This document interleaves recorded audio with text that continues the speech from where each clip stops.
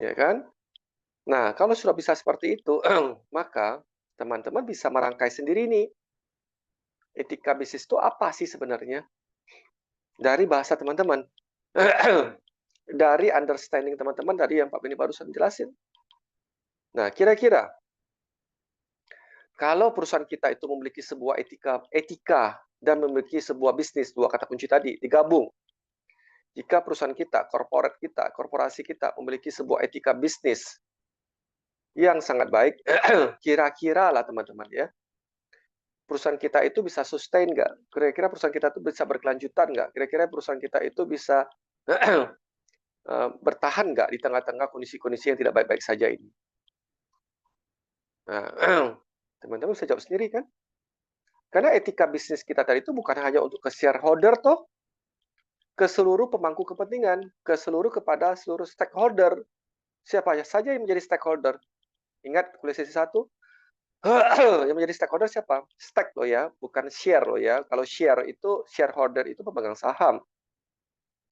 Kalau stake STAKE ya, stakeholder itu adalah pemangku kepentingan siapa? Ya pemegang saham, ya karyawan, ya, ya office boy, itu semua masuk tuh. Iya mekanik, ya driver, gitu kan. Supplier, vendor gitu ya. Perbankan gitu ya, kantor pajak. Nah, siapa lagi? Lingkungan, siapa lagi masyarakat, semuanya itu pemangku kepentingan. Jadi setiap kali perusahaan kita berada itu pasti ada stakeholder-nya. Nah, kita harus paham dulu siapa-siapa menjadi stakeholder-nya. Nah, setelah kita paham siapa-siapa menjadi stakeholder tadi itu, bagaimana kita bisa memiliki sebuah etika bisnis yang benar, termasuk kompetitor loh ya. Itu ada kita punya stakeholder tuh. Ya kan? Nah, seringkali tuh eh, ada yang mengatakan kan iklan, ya macam-macam lah kalau kita lihat di televisi itu kan yang menurut Pak Benny kurang pantas ya secara etika ya, etika bisnisnya. Ada yang tonjolkan dengan secara strategi marketing 1.0. Katanya sekarang kan strategi marketing sudah sampai 5.0. Misalnya, ya kita ambil salah satu contoh produk. Nah, itu ada yang mengatakan contoh kayak produk air mineral ya, misal air mineral ada manis-manisnya, gitu kan? Ada manis-manisnya. Maksudnya adalah apa? Kalau air yang sehat dan murni itu rasa airnya pasti beda loh. Kalau ada kandungan mineral yang baik itu pasti beda, ada manis-manisnya. Nah, ada juga kan kompetitor yang iseng kan, yang mengatakan, wah kalau minum air itu berarti minum gula dong, bisa diabetes dong. Nah, itu kan nggak perlu lah ya kita saling kira-kira kalau itu misalnya adegan itu dimunculkan, contoh case-nya ya, case study-nya, ya nggak perlu kita ke arah sana itu ya.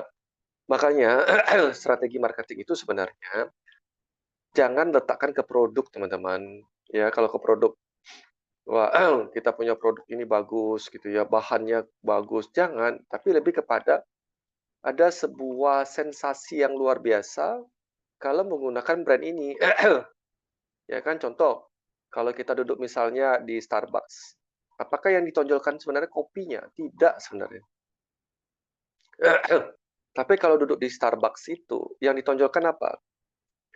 Sebuah kesan pride, nilai kita akan naik gitu loh ya. Ada sebuah, wah, ayo kita nongkrong di Starbucks. Nah, beda kan. Jadi, jadi Starbucks itu dibangun dengan memberikan sebuah pride bagi customer yang pegang gelas Starbucks itu aja beda itu ya. Pegang tumbler Starbucks itu aja beda. Nah, Pak Benny bukan sales Starbucks ya. Ini contoh. Artinya apa? Pada saat kita mau membangun sebuah brand kita, merek produk kita itu, kita harus paham dulu. Kita membawa merek kita itu dikenal atau diingat oleh customer kita itu sebagai brand apa. Iya kan? Sama kayak perusahaan Pak Benny itu kan.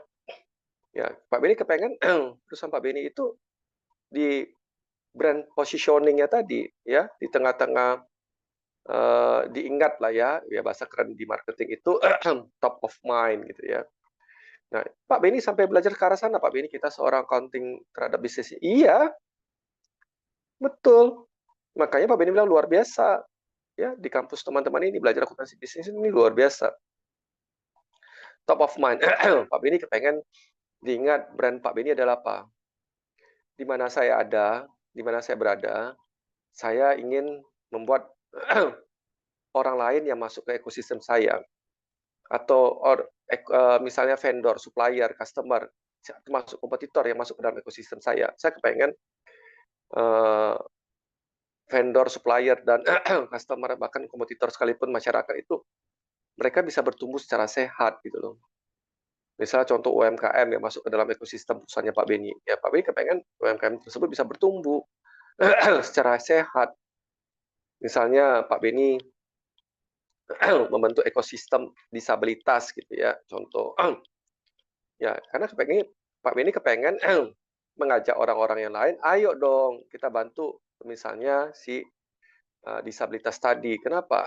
Disabilitas punya hak yang sama nih. Nah, campaign-campaign kayak gitu itu akan menciptakan sebuah brand, sebuah top of mind, positioning yang berbeda. Contoh, misalnya kita beli produk body shop, ya mungkin kalau para wanita perempuan mungkin tahu brandnya Body Shop. Nah, pada saat kita beli sebuah produk dari Body Shop tadi, pasti ada sebuah gerakan-gerakan kan. Ayo kita jangan jadikan hewan sebagai kelinci percobaan untuk sebuah produk. Ayo kita lestarikan lingkungan. Nah, itu memberikan sebuah, oh kalau kita pakai Body Shop, kita ikut berkontribusi nih. Nah, nah kenapa kita nggak membangun brand kita sendiri, ya, tanpa menyerang brand orang lain, tanpa merusak merek orang lain. Itu loh poin Pak Beni. Kenapa kita nggak etika bisnis kita sendiri gitu loh? Etikanya di mana gitu loh? Itu yang Pak Beni kepengen kalian ngerti di situ. Karena etika yang benar, ini ya teman-teman ya, bukan kaya atau miskinnya seseorang, ya, ya bukan kaya atau miskinnya seseorang, atau pintar atau nggak pintarnya seseorang yang dipilih oleh calon mertua, ya dengan tanda kutip ya, calon mertua yang benar dulu ya, bukan calon mertua yang agak kurang tepat ya, oknum lah ya bahasa Pak Beni ya. Tapi calon mertua yang benar, kalau kita nanti suatu hari kita menjadi orang tua dan memiliki anak, pastilah kita sebagai calon mertua kepengen anak kita itu nikah sama orang yang memiliki sebuah etika yang benar, ya kan? Karena etika tadi itu yang bisa terlihat teman-teman. Kalau hati kan nggak bisa dilihat. Hati hati itu berada di dalam diri kita. Tapi dengan hati yang lurus, hati yang tulus, tercermin lewat etika yang benar kan. Nah, itu kan penting kan ya. Nah, pasti kita lebih tenang tuh. Kita kalau nanti sebagai calon mertua lihat anak kita nikah sama cowok atau sama cewek yang etikanya baik gitu ya. Nah, sama kayak kita berbisnis. Misalnya sama kompetitor kita ya, bagaimana kita sih beretika terhadap sama kompetitor? Ya, nggak usah saling serang menyerang gitu ya. Nggak usah saling banting-banting harga. Nggak usah saling menghancurkan. Untuk apa coba? Untuk apa coba? Ingat kata-kata kunci spiritual leadership. Nggak mungkin rezeki kita itu bisa digantikan, terganti. Atau Tuhan bisa salah kirim, kasih rezeki atau berkat tertukar gitu. Itu nggak mungkin. Ya sudahlah, rezeki setiap orang pasti ada beda-beda gitu ya. Dan waktunya Tuhan itu. Bukan waktunya kita kan. Nah, sehingga kalau kita memandang kompetitor tadi, bukan kita memandang kompetitor tadi itu sebagai sebuah musuh, ya kan, sebagai sebuah enemy yang harus kita berantas, atau habisin gitu kan. Ya salah teman-teman. Cara beretika bisnis terhadap kompetitor yang Pak Beni sering lakukan itu adalah apa? Malah Pak Beni open tuh. Malah Pak Beni open, silakan kalau kita mau brainstorming dengan kalian, Pak Beni bilang dengan kompetitor, silakan. Atau kalau kalian mau studi banding di perusahaan Pak Beni untuk melihat cara cara Pak Beni berbisnis, apa Pak Beni welcome. Karena kita percaya kan rezeki itu nggak bisa tertukar gitu loh. Nah, nah dengan mereka belajar, oh nanti Pak Beni kita punya dicuri, kita punya kekayaan intelektual, kita harus patenkan, kita harus apakan teman-teman. zaman sekarang ya, zaman sekarang, kalau kita masih berpikir kita harus sembunyi-sembunyi supaya nggak dicuri resepnya, nanti dicuri resepnya, rasanya mungkin kalau untuk dulu mungkin cocok kali ya. Tapi kalau zaman sekarang, dengan keterbukaan informasi 100%, ya, dan kita bisa belajar detik ini juga dengan menggunakan segala platform AI gitu ya, machine learning dan segala macam itu. Rasanya kita nggak bisa lagi lah ya berperilaku, beretika seperti waktu dulu gitu loh. Nah, makanya kita harus bisa beradaptasi terhadap sebuah perubahan dari lingkungan bisnis. Nah, Pak Beni melihat itu Pak Beni open, silakan. Kenapa etika ini Pak Beni lamakan di sini ya untuk supaya sharing ke kalian? Karena orang yang beretika benar, orang yang memiliki attitude yang benar, ya, etika, attitude yang benar gitu ya, baik dalam berbisnis maupun keseharian, dan paham apa itu spiritual leadership dan servant leadership. Malah berkat itu ya, rezeki itu yang ngejar dia gitu loh. Bukan kita yang ngejar rezeki, capek, lelah lah kalau kita ngejar berkat itu. Nggak enak tidur, ya kan? Kita yang frustasi itu loh. Waduh, kita masuk ke dalam ekosistem ini, lingkungan ini, orang nggak mau berteman sama kita. Ke sana, orang cuekin kita. Di situ, orang tinggalin kita. Ya, ya itu tadi lah ya. Nah, jadi teman-teman harus paham ya, bukan salahnya IPK yang tinggi ya. IPK wajib tinggi. Memangnya IPK Pak Benny nggak tinggi-tinggi. Memangnya IPK Bu Frida nggak tinggi-tinggi. Sangat tinggi malah IPK-nya Bu Frida. Tapi bagaimana kita tidak menjadikan IPK itu sebagai satu-satunya jaminan untuk kita pasti sukses. Nggak bisa. Tapi kalau IPK itu kita rendah, ya boro-boro dipanggil interview kan. Misalnya IPK kita 2,5. Siapa yang mau manggil interview? Sekarang dipanggil interview itu minimal IPK 3,25. Itu kalau Pak Beni bilang ya minimal IPK teman-teman harus usahakan di atas 3,5. Waduh, Pak Beni IPK saya masih 2,6 nih Pak Beni. Gimana tuh Pak Beni? Ya, perbaikilah. Perbaikilah. Kan kalian masih berada di kampus kan. Perbaiki aja, nggak apa-apa. Ya setidaknya di atas 3 deh. Ya, jangan di bawah 3 itu. Itu penting loh teman-teman ya. IPK Bu Frida bukan bukan uh, sekedar di atas 3,5. Predikat-predikat cum laude. Summa cum laude ya itu Bu Frida itu loh. Nah, tapi apakah cukup dengan IPK saja? Ya nggak cukup. Ya, harus dengan etika yang benar. Nah, etika bisnis ini banyak variansinya. Contoh ya, Pak, kita punya produk, Pak, ditiru sama karyawan sendiri, Pak. Terus dia kabur, semua resep kita diambil, Pak. Semua formulasi kita diambil, Pak. Lalu dia buka sendiri, Pak, dengan harga yang lebih murah, ya kan? Dengan harga yang lebih murah, Pak. Gimana tuh, Pak? Kan kata Pak Beni, boleh open, kita harus open innovation, ya kan? Kita harus open semuanya. Gimana tuh Pak dibawa lari? Kita punya formula. Itu sih ikutin ajaran Pak Beni. Akhirnya gimana tuh? Kita dibawa pergi, kita punya formula, kita dibawa pergi, kita punya klien, ya kan? Itu semua dia ambil. Pak Beni sih nggak pernah ngalamin. Pak Beni pernah ngalamin loh. Terus gimana Pak Beni? Teman-teman, produk customer itu tidak hanya beli produk kita saja. Customer itu membeli sebuah integritas daripada organisasi kita. Bukan produk. Lengkap masuk Pak Beni? Misalnya kita mau, aduh kalau kita ambil contoh lah, contoh nih, misal sebut salah satu brand ya, salah satu brand yang case study, misalnya Astra gitu ya, Astra Group.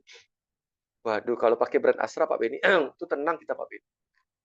Kualitasnya pasti terjaga deh. Nah, gitu kan. Kalau misalnya kita kita berada di service centernya Astra, wah tenang aja lah Pak Beni. Kalaupun nanti itu pasti ori kok spare part-nya. Nah, apakah kita nggak bisa mendapatkan spare part yang lebih murah di luar sana? Oh banyak, banyak. Apakah spare part KW nggak ada di luar sana? Banyak. Kenapa tuh tetap masih ada customer-customernya Astra tetap bertumbuh? Mereka tahu bahwa spare part yang lebih murah tuh ada di luar sana. Bahkan spare part ori pun ada di luar sana. Tapi kenapa tetap mereka datang ke grupnya Astra? Karena yang dibeli tadi itu adalah bukan hanya spare part, teman-teman. Tapi yang dibeli itu adalah Astranya itu, teman-teman. Astranya itu yang menjadi pembeda. Astranya itu yang menjadi sebuah integritas. Nggak mungkin deh kalau Astra main-main. Nah, nggak mungkin. Sekarang, tapi Astra mencoba lagi sebuah terobosan inovasi kan. Dia ciptakan mobil LCGC. Masih ingat? Kuliah sesi 1. Misalnya Toyota Calya. Nah, aduh, ini kan low cost nih Pak Beni, betul. Tapi brand Toyota tadi membuat kita tenang.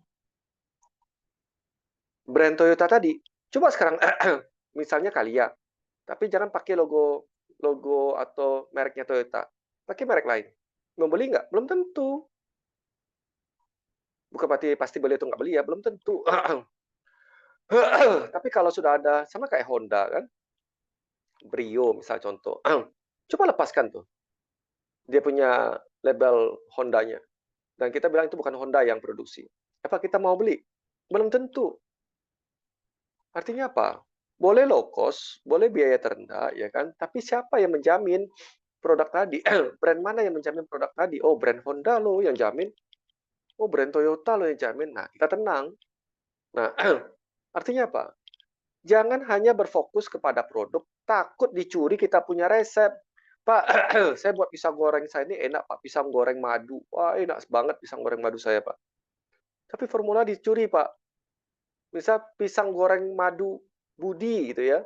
Sekarang dicuri, Pak, sama karyawan saya. Misalnya contoh nama loh ya. Namanya Andi nih, contoh.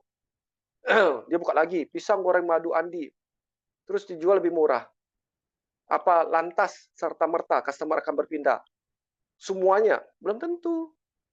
Karena ada brand Budi tadi, pisang goreng madu Budi loh. Jangan salah beli ya. Yang Budi, yang ada nama Budinya. Nah, kenapa harus nama Budinya? Oh iya, si Budi tadi itu sudah jualan sudah puluhan tahun. Dia generasi yang ketiga. Walaupun itu rasanya mirip dengan yang dibuat oleh si Andi, tapi enakan kita beli yang si Budi aja deh. Nah, jadi jangan worry.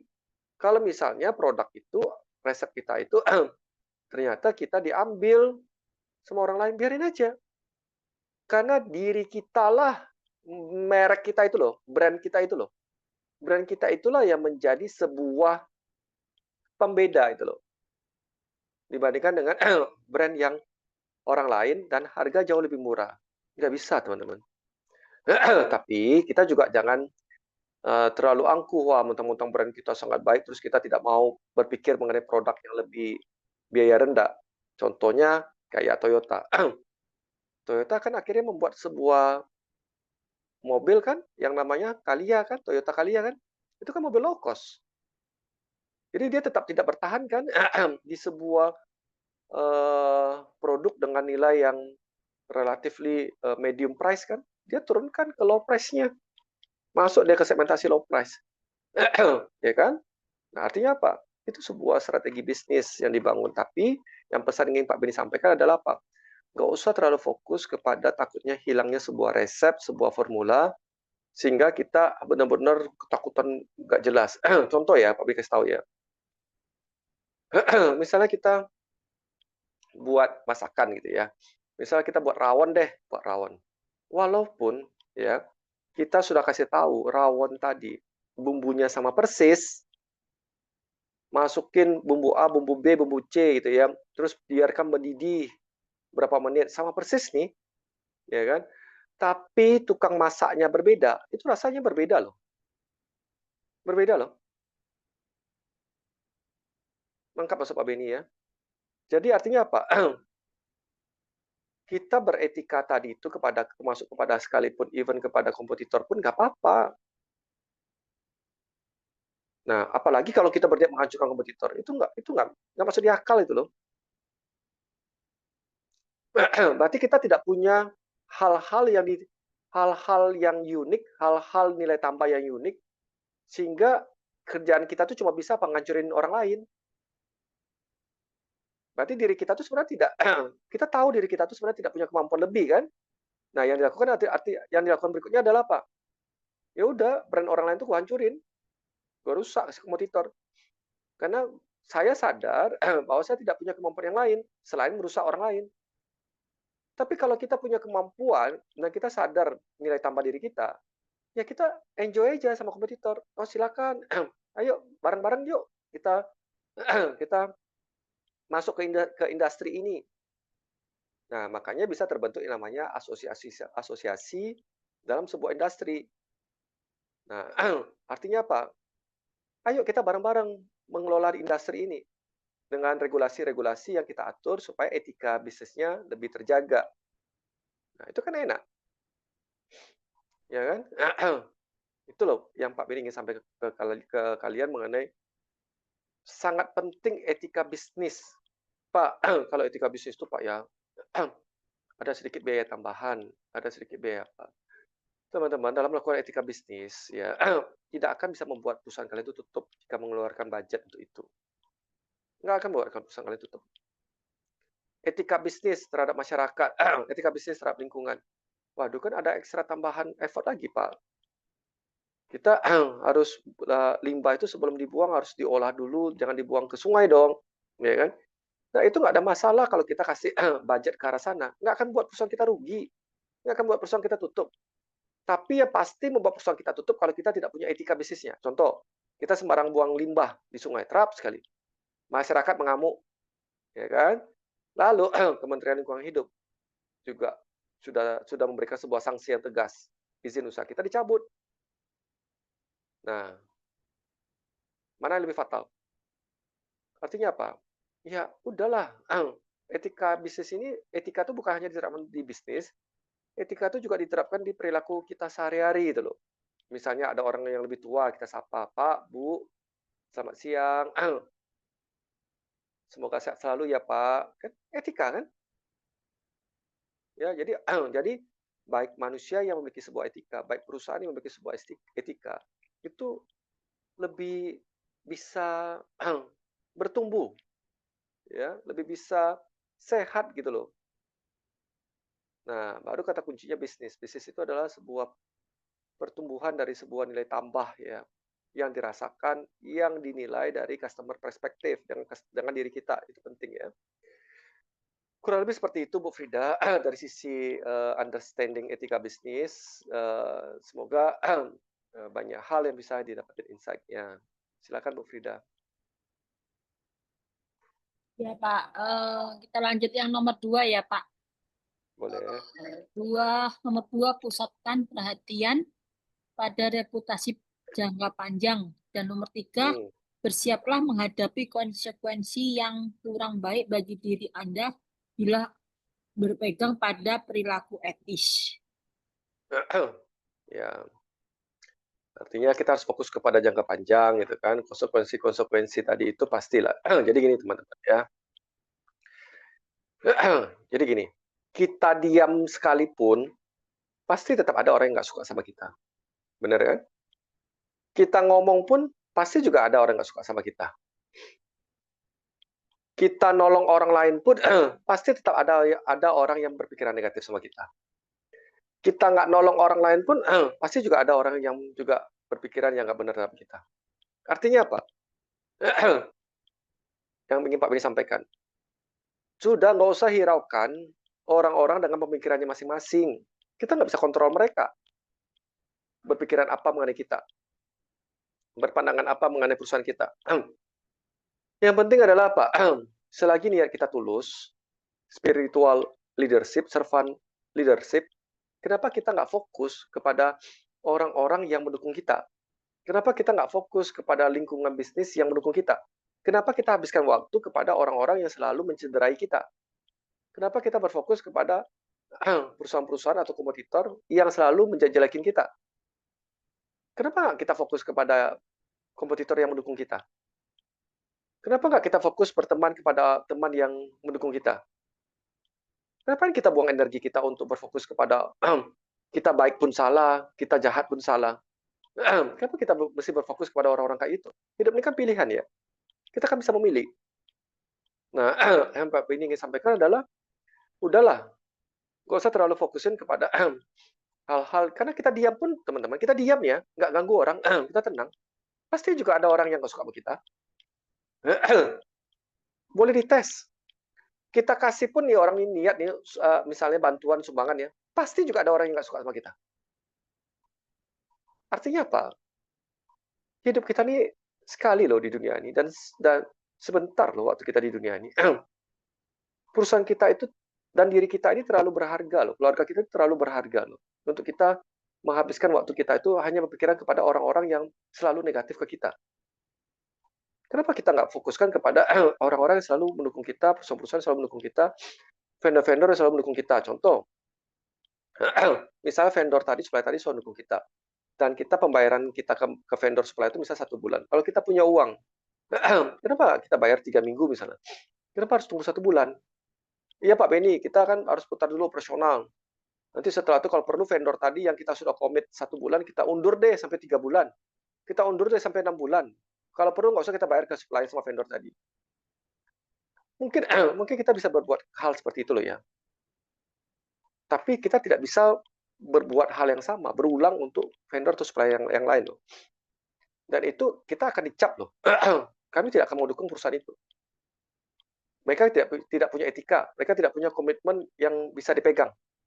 Janji sebulan, tapi diulur sampai 6 bulan. Padahal mereka punya uang. Kenapa nggak kita bayar lebih lebih cepat 3 minggu itu loh. Nah itu loh poin yang ingin Pak B sampaikan. Jadi teori sangat gampang diajarin, ujian sangat gampang dapat nilai A jika kita belajar, tapi mempraktekkannya tadi itu loh, kalau kita tidak tahu seni mempraktekkannya tadi, teori tidak akan bisa langsung berubah jadi sebuah ilmu applicable. Harus dikonversikan dulu teori tadi ke dalam praktek. Nah, Pak Beni mau penekanan dalam perkuliahan selalu dengan Pak Beni, penekanan Pak Beni ke applicable-nya, bukan kepada definisi-definisinya. Itu paling penting gitu loh ya. Oke, Bu Fred. Bentar, Pak. Ya, pelan-pelan ya. Profesi akuntansi. Akuntan yang bekerja pada perusahaan bisnis atau organisasi nirlaba disebut sebagai akuntan swasta. Akuntan dan stafnya yang memberikan jasa akuntansi berdasarkan honor disebut sebagai akuntan publik. Jadi profesi akuntansi ini ada dua, akuntan swasta dan akuntan publik, Pak. Ya. Oke. Konsepnya benar banget, Bu Frida. Tapi kita lihat dalam implementasinya gitu ya. Ada cukup banyak certified profesional ya. Profesi, profesional itu kata kuncinya profesi itu ya. Bu Frid, mungkin nanti kalau sudah waktunya kita break dulu ya Bu Frid. Ini yang Mungkin terakhir, nanti Pak. oh Sudah ya di, setelah ya. ini kita break ya. Oke.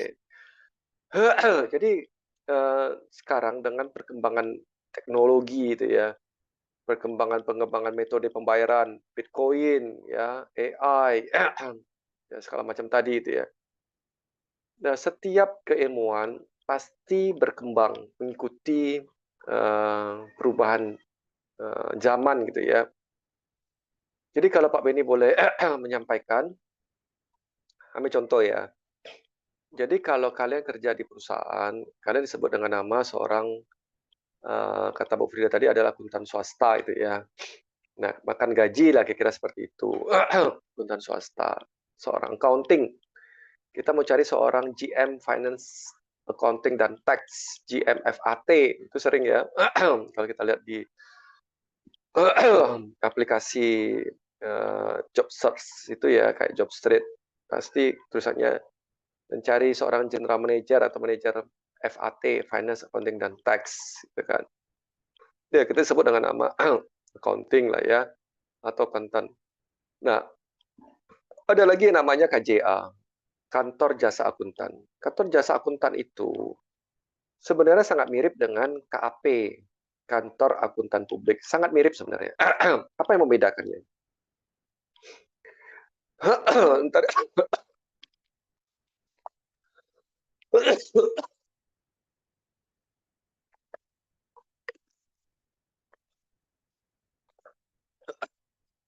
Apa membedakan antara kantor akuntan publik dengan KJA, kantor jasa akuntan?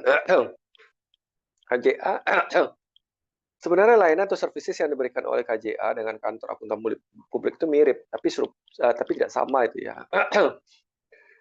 Kalau kantor akuntan publik, mereka bisa mengeluarkan yang namanya opini, ya.